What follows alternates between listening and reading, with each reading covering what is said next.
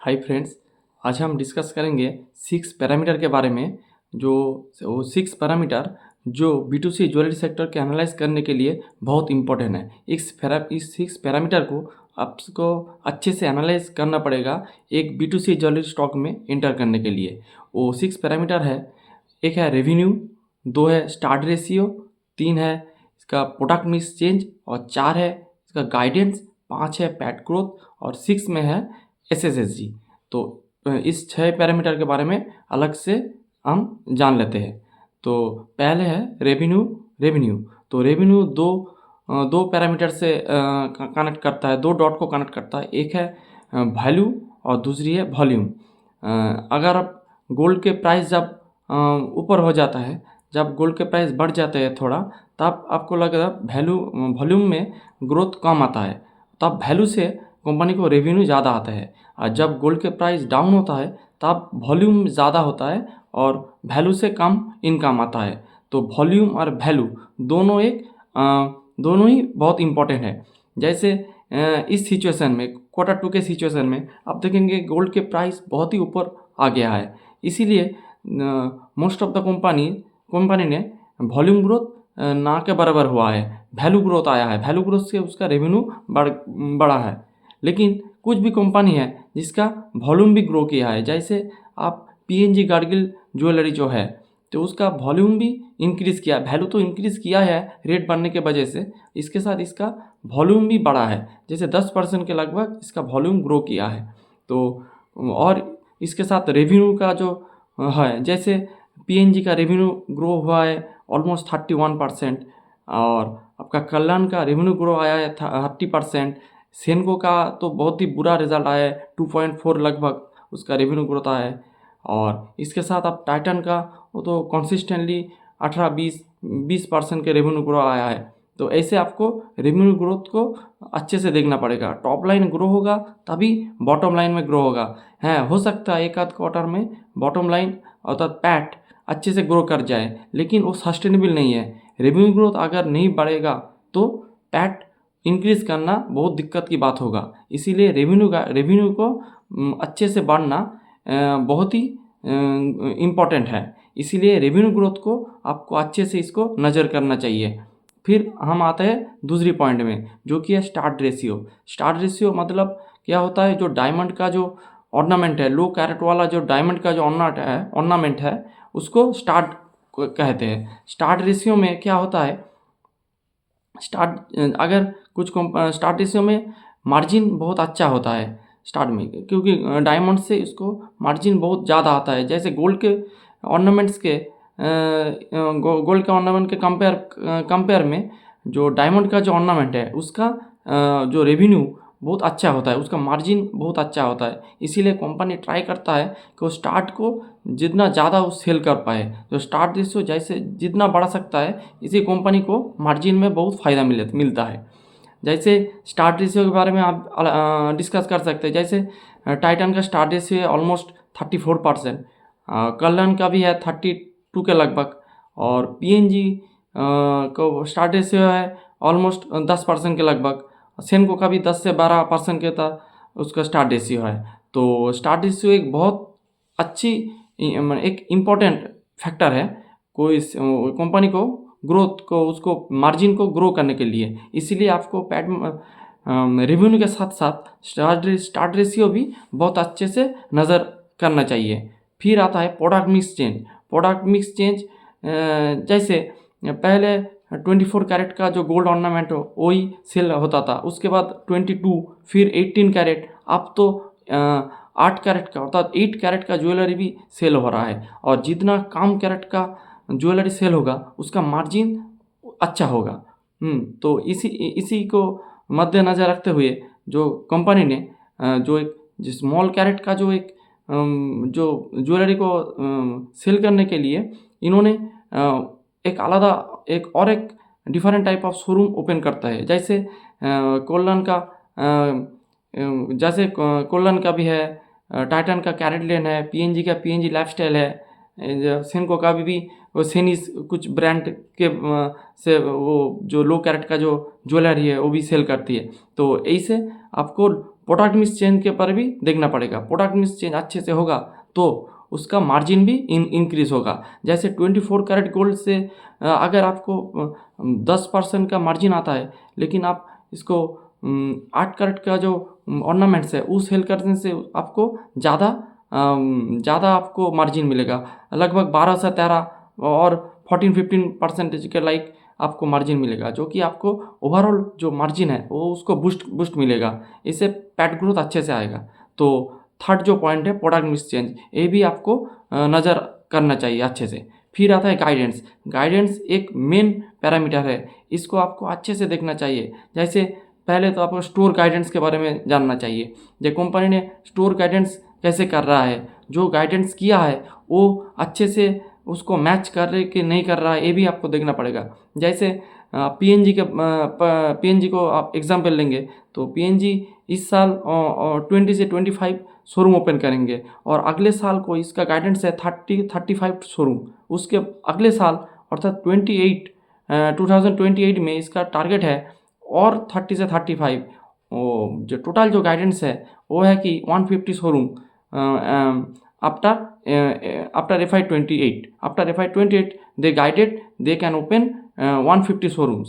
तो एक बढ़िया गाइडेंस है। स्टोर जो गाइडेंस वो हर साल बढ़ रहा है, ये कि बहुत अच्छा है कंपनी के लिए। जैसे कोल्लान ने 90 कोल्लान शोरूम ओपन करने का जो उसका टारगेट है, और 80 उसका जो कैरोलिन का जो स्टोर है वो 80 कैरोलिन शोरूम भी उसका जो स्मॉल टिकट साइज का जो शोरूम होता है वो ओपन करने की उसको जो उसको टारगेट दिया है। Hope they will achieve their guidance.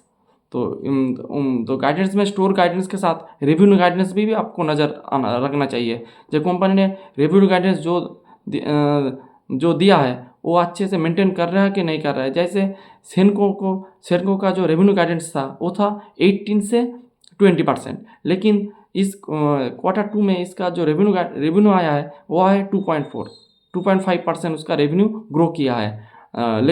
अगर उसको 18 से 20% रेवेन्यू गाइडेंस को कैच करना होगा तो फिर इसको अब जो 2 क्वार्टर रह गई है FY26 में, उसमें उसको 30% से अब ग्रो करना पड़ेगा। देखते हैं क्या होता है इसके साथ। जैसे पीएनजी का भी 30% के लगभग गाइडेंस होता है, वो उसको मेंटेन करके चल रहा है। और जो कोल्लान गाइडेंस नहीं देता है लेकिन वो 30% के लगभग ग्रो करता है। तो यही बात है। और इसके साथ जो प्रेजेंस का भी एक प्रेजेंस, जैसे कुछ जो B2C कंपनी है जैसे टाइटन, कोल्लान, ये सब पैन इंडिया बेस एक कंपनी है। पैन इंडिया में ऑल इंडिया बेसिस इसका शोरूम ओपन है। लेकिन अगर हम छोटे जो कंपनी को अगर हम देखें तो जैसे पीएनजी, सेनको, तो वो एक एरिया बेस एक कंपनी है। जैसे Senco Kolkata base, West Bengal base एक कंपनी है। पैन इंडिया में भी इसका शोरूम है, दिल्ली, उड़ीसा, बिहार, इसमें भी इसका शोरूम है, लेकिन इसका जो मेजॉरिटी शोरूम है वो है वेस्ट बंगाल में। और पीएनजी गाडगिल वो एक महाराष्ट्र बेस्ड कंपनी है। उसका जो 95% जो उसका 90% शोरूम वो है महाराष्ट्र स्टेट के अंदर, और वो भी ट्राई कर रहा है पैन इंडिया बनने के लिए।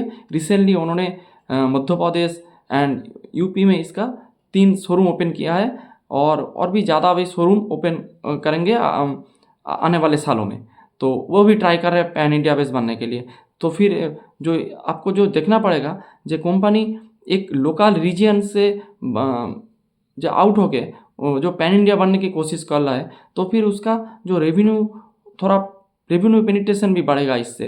तो इसका कंपनी को इसका रेवेन्यू में बढ़ाने में इसका फ़ायदा मिलेगा जो पैन इंडिया बेस बनता है, और उसका एक अच्छे से वो रेवेन्यू बढ़ता है। तो आपको देखना पड़ेगा ये छोटे रीजन से चालू होकर जब बाहर स्प्रेड करेंगे तो ये कंपनी के लिए बहुत अच्छा है। तो इन गाइडेंस में इन 3 चीज़ों को आपको देखना पड़ेगा।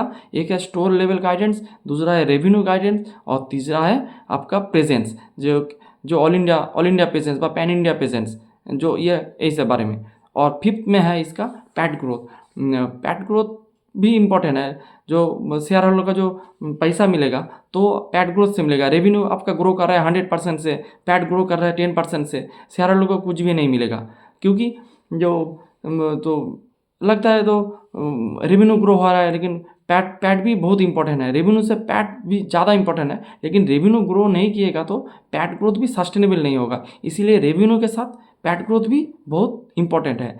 और आपको देखना पड़ेगा कि ऑपरेटिंग लेवरेज मिल रहा है कि नहीं मिल रहा है, क्योंकि अगर आपका रेवेन्यू 30% से ग्रो कर रहा है और आपका जो पैट भी ग्रो कर रहा है 30% के लगभग, तो और एक कंपनी को ये हो रहा है और एक दूसरी कंपनी है उसका पैट ग्रोथ आ रहा है, रेवेन्यू ग्रोथ आ रहा है 30% और पैट ग्रोथ आ रहा है 90%, तो कंपनी बी को लोग ज़्यादा प्रेफर करेंगे क्योंकि उसको ऑपरेटिंग लेवरेज मिल रहा है। तो ऑपरेटिंग लेवरेज तो ये खूब ही इंपॉर्टेंट, बहुत ज़्यादा इंपॉर्टेंट है, तो इसको आपको देखना चाहिए, सही से देखना चाहिए। फिर आता है SSSG, same store sales growth, जो आपका जो सेम स्टोर सेल्स ग्रोथ भी बहुत ही इंपॉर्टेंट है। जैसे आप सेनको को आप डिस्कस करेंगे तो सेनको का इस साल जो सेम स्टोर सेल्स ग्रोथ आया है वो नेगेटिव में आया है, -4% के -4% के लगभग इसका सेम स्टोर सेल्स ग्रोथ आया है। जैसे आपको PNG का same store sales growth almost 30% के लगभग आया है। कल्याण और तानिक्स का भी अच्छे से सेल्स को आता है, वो तो कंसिस्टेंट आ ही रहा है, तो उसकी कोई दिक्कत नहीं है। तो आपको सेम स्टोर सेल्स ग्रोथ भी देखना पड़ेगा। सेम स्टोर सेल्स ग्रोथ अच्छे आएंगे पर फुटफॉल ज़्यादा होंगे तो कंपनी को बहुत रेवेन्यू में ग्रो आएगा, उसके साथ पैट ग्रोथ में भी अच्छे से बढ़त होगी।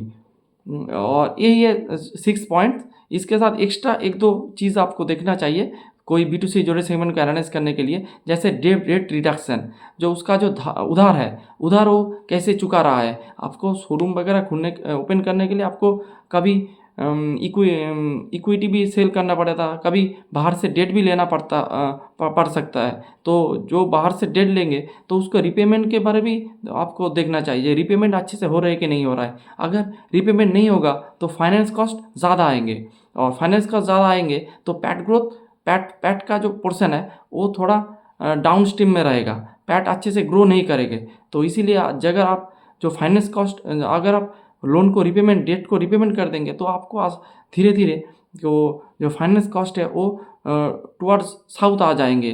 फिर इसको पैट में भी आपको इंक्रीज़ होगा, पैट इंक्रीज़ होगा, इससे आपको शेयर होल्डर को बेनिफिट मिलेगा और कंपनी का भी अच्छा होगा कंपनी के लिए। और इसके साथ एवरेज ट्रांजैक्शन वैल्यू, तो आपको ये भी देखना पड़ेगा कि कंपनी का जो एवरेज ट्रांजैक्शन वैल्यू वो किस दिशा में जा रहा है, वो ऊपर जा रहा है या कि थोड़ा साउथ में, थोड़ा नीच में क्या आ रहा है, तो ये भी देखना पड़ेगा। अगर एवरेज ट्रांजैक्शन वैल्यू थोड़ा थोड़ा ऊपर में जाए तो कंपनी के लिए अच्छा होगा, तो ये भी आपको देखना चाहिए। उसके साथ आपको फुटफॉल भी देखना चाहिए कि फुटफॉल इंक्रीज हो रहा है कि नहीं हो रहा है। अगर आप कोई शोरूम में फुटफॉल डिक्रीज होगा तो उस कंपनी में धीरे धीरे रेवेन्यू भी कम हो जाएगा, तो इससे कंपनी को बहुत दिक्कत भी आ जाएगा, स्टोर खुलने में भी दिक्कत होगी। तो इसीलिए फुटफॉल भी एक इम्पॉर्टेंट फैक्टर है। उसके साथ आपको ऑनलाइन प्रेजेंस भी आजकल के ज़माने में ऑनलाइन प्रेजेंस भी खूब इम्पॉर्टेंट है, कतई इम्पॉर्टेंट है। जैसे उसके साथ जो ई-कॉमर्स जो प्लेटफॉर्म है उसमें भी आपको आना पड़ेगा। जैसे हर कंपनी ने ये ट्राई कर रहा है, जैसे टाइटन भी आ रहा है, तो सेनको भी आ रहा है, PNG भी आ रहा है, और इसका जो ग्रोथ है वो रैपिड ग्रोथ आ रहा है। सब कंपनी का जो ऑनलाइन प्रेजेंस है और ऑनलाइन सेल्स है वो लगभग 100% से ग्रो कर रहा है। हाँ, एक बात है कि उसका बेस थोड़ा छोटा होगा, तो ये भी एक इम्पोर्टेंट पैरामीटर है। तो आपको इस 6 की 7 को पैरामीटर को आपको अच्छे से एनालाइज करना चाहिए, तो कोई भी B2C ज्वेलरी स्टॉक में एंटर करने के लिए। तो मैं इस पैरामीटर को एनालाइज करता हूँ, फिर एक B2C स्टॉक में एंटर करता हूँ। तो यही बात है। तो thanks for the watching and please don't take it a sale और buy call recommendation. It is just a education video. Thank you.